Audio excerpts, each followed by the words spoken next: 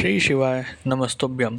स्वागत है आपका शिव पुराण शिरुद्ध संहिता द्वितीय खंड 40वें अध्याय में ब्रह्मा जी का कैलाश पर शिवजी से मिलना। नारद जी ने कहा, हे महाभाग्य, हे विधाता, हे महाप्राण, आप शिव तत्व का ज्ञान रखते हैं।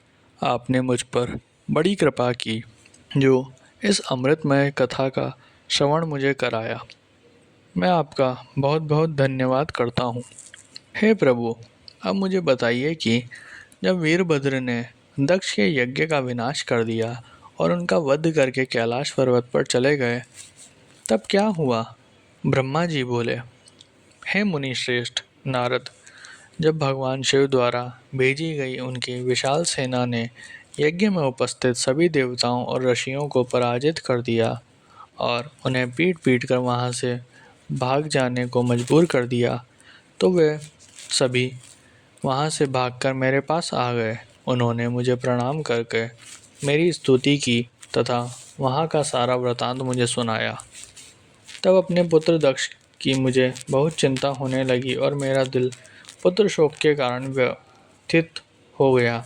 तत्पश्चात मैंने श्री हरि का स्मरण किया और अन्य देवताओं और ऋषि मुनियों को साथ लेकर बैकुंठ लोक गया। वहाँ उन्हें नमस्कार करके हम सभी ने उनकी भक्ति भाव से स्तुति की। तब मैंने श्री हरि से विनम्रता से प्रार्थना की कि भगवान, आप कुछ ऐसा करें जिससे हम सभी का दुख कम हो जाए। देवर्षि, आप कुछ ऐसा करें जिससे यह यज्ञ पूरा हो जाए तथा उसके यजमान दक्ष पुनः जीवित हो जाएं। अन्य सभी देवता और ऋषि मुनि भी पूर्व की भांति सुखी हो जाएं। मेरे इस प्रकार निवेदन करने पर लक्ष्मीपति विष्णु जी, जो अपने मन में शिवजी का चिंतन कर रहे थे, प्रजापति ब्रह्मा और देवताओं को संबंधित करते हुए इस प्रकार बोले, कोई भी अपराध किसी भी स्थिति में कभी किसी के लिए भी मंगलकारी नहीं हो सकता। हे विधाता, सभी देवता परम पिता परमेश्वर भगवान शिव के अपराधी हैं, क्योंकि इन्होंने यज्ञ में शिवजी का भाग नहीं दिया, साथ ही वहाँ उनका अनादर भी किया। उनकी प्रिय पत्नी सती ने भी उनके अपमान के कारण ही अपना देह का त्याग कर दिया। उनका वियोग होने के कारण भगवान अत्यंत रुष्ट हो गए। तुम सभी को शीघ्र ही उनके पास जाकर उनसे क्षमा मांगनी चाहिए। भगवान शिव के पैर पकड़कर उनकी स्तुति करके उन्हें प्रसन्न करो, क्योंकि उनके कुपित होने से संपूर्ण जगत का विनाश हो सकता है। दक्ष ने शिवजी के लिए अपशब्द कहकर उनके हृदय को विदीर्ण कर दिया है, इसलिए उनसे अपने अपराधों के लिए क्षमा मांगो। उन्हें शांत करने का यही सर्वोत्तम उपाय है। वे भक्त वत्सल हैं। यदि आप लोग चाहें तो मैं भी आपके साथ चलकर उनसे क्षमा याचना करूँगा।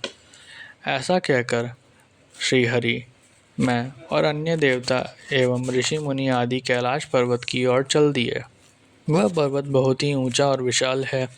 उसके पास में ही शिवजी के मित्र कुबेर का निवास स्थल अलकापुरी है। अलकापुरी महादेव्य एवं रमणीय है। वहाँ चारों ओर सुगंध फैली हुई थी। अनेक प्रकार के पेड़ पौधे शोभा पा रहे थे। उसी के बाहरी भाग में परम पावन नंदा और अलकानंदा नामक नदियाँ बहती है। इनका वर्णन करने से मनुष्य को सभी पापों से मुक्ति मिल जाती है। हम लोग अलकापुरी से आगे उस विशाल वट वृक्ष के पास पहुँचे, जहाँ दिव्य योगियों द्वारा पूजित भगवान शिव विराजमान थे। वह वट वृक्ष 100 योजन ऊंचा था तथा उसकी अनेक शाखाएं 75 योजन तक फैली हुई थी। वह परम पावन तीर्थ स्थल है। यहाँ भगवान शिव अपनी योगाराधना करते हैं।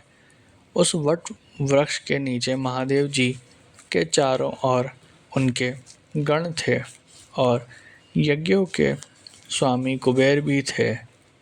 तब उनके निकट पहुंचकर विष्णु आदि समस्त देवताओं ने अनेकों बार नमस्कार कर उनकी स्तुति की। उस समय शिवजी ने अपने शरीर पर भस्म लगा रखी थी और वे कुशासन पर बैठे थे और ज्ञान का उपदेश वहां उपस्थित गणों को दे रहे थे। उन्होंने अपना बायां पैर अपनी दाएं जांघ पर रखा था और बायां हाथ को बाएं पैर पर रख रखा था।